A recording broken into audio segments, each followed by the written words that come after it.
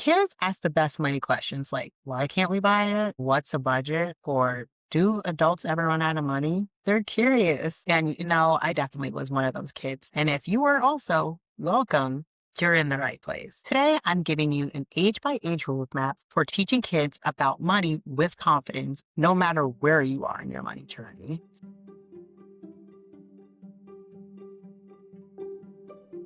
Hello, my fellow wealth builders.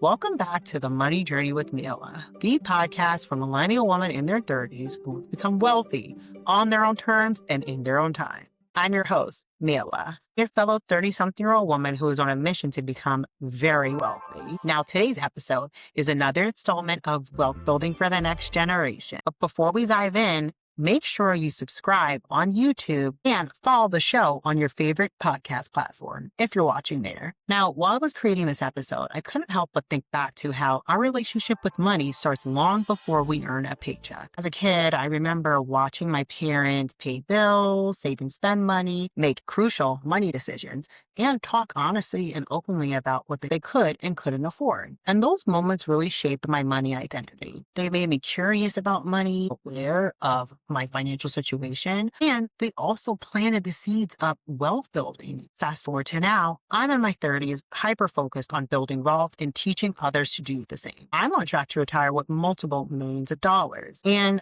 I can't help but think back that it all started with the money concepts I learned as a child. I want to start off by talking about how you can teach the value of money. And you can start off by using things like an allowance or simple chores to show them how money is earned and not given. By doing this, you're helping them not only build work ethic and responsibility, but also giving them an early understanding of currency. Personally, I got an allowance and it quickly helped me understand that money is something that wasn't given, it was earned. And also by getting like tangible dollar bills that I would then put in my piggy bank, it helped me understand things like coins, bills, and what things cost. So I want to know in the comments, what chores did you do as a kid? Another way that you can teach your children about the value of money is bring them along on errands. My mom did this a lot. She would take me to the bank and I would see her deposit checks or withdraw money. And she would also take me with her to like stores. So I would see her pay for items or compare prices to get a better understanding of what was most valuable. And these everyday moments ultimately become lifelong lessons for your child. The next thing that I think is just so crucial that you can start doing while your child is young is to help them understand what the difference is between a need versus a want. And you can do this with like real tangible examples. Housing, the roof that you live under is a need, something that you need to pay for. Utilities that you use every day, that's something that you need to survive and you have to pay for.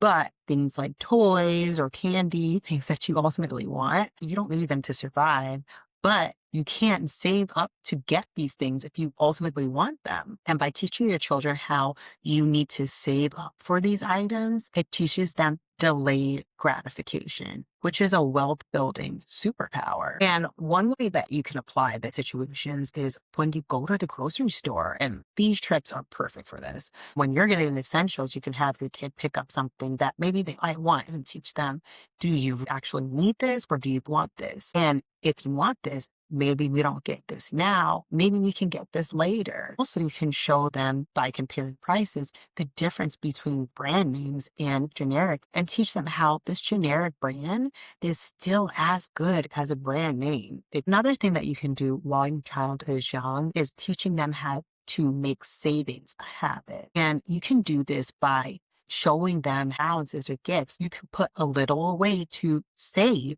and you could put a little away to spend. Saving something is better than saving nothing. And this makes me think back to when I was a child. When I did take out some money, I had some money to spend, but I left money in the piggy bank to save. And I got a lot of comments in my last episode about others using a Coca-Cola piggy bank growing up to put their money away for saving. So I want to know, what piggy bank did you have growing up? And ultimately, by putting your money away to save, this helps your child build discipline before they even know what the word is. She was just teaching them how important it is to save for the future and save up for things you want. Now, the next thing that I think is so important when your child is young is teaching them the importance of giving back. And this is just a way to show them how money isn't just for spending. You can put your money away to save. You can also give your money away to help others. Teach them generosity through things like church giving, charity jars, donating toys. And ultimately, this helps kids learn that money has a purpose.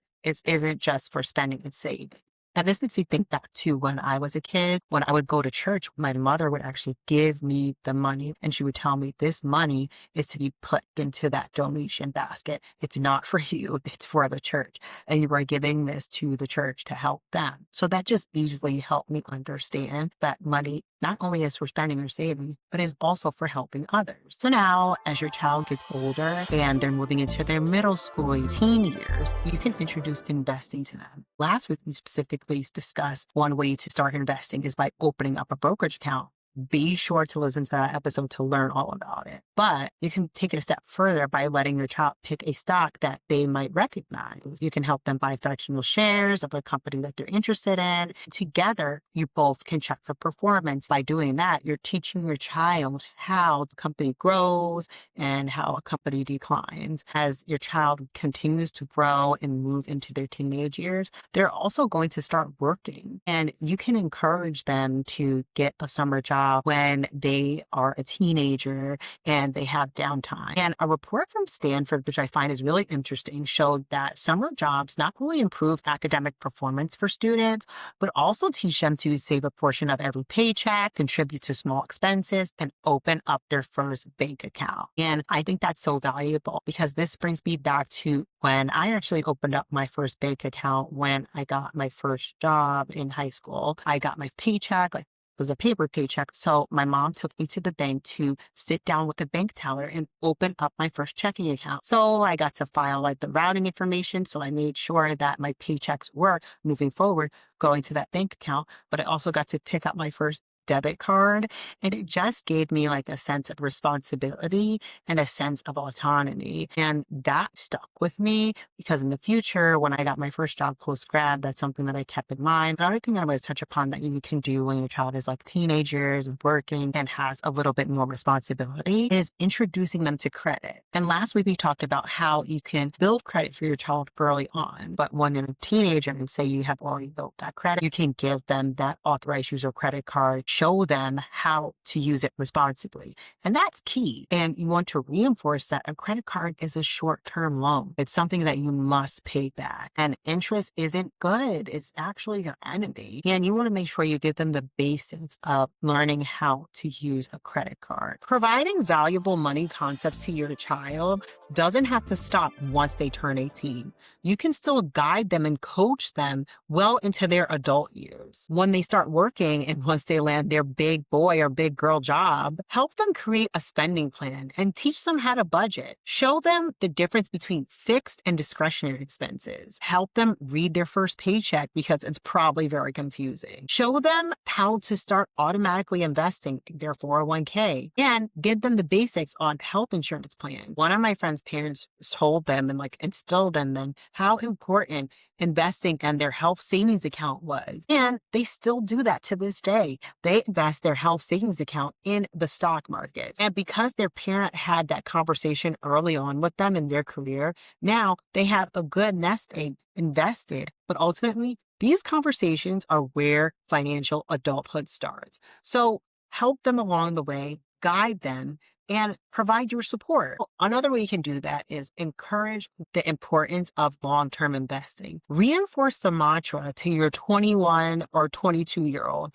Time in the market beats timing in the market. Young adults need to hear this over and over because the sooner you start investing, the more time your money has to grow. They don't have to invest thousands of dollars when they're 21. They can start off by investing maybe $100 a month. They can start off small and consistently grow their investment contributions from there. Personally, I learned all about investing on my own because I saw so many reports saying that Social Security will not be available when I come to age of retirement. So I wanted to start investing in my employer-sponsored retirement plan as soon as I could. And that was only one percent.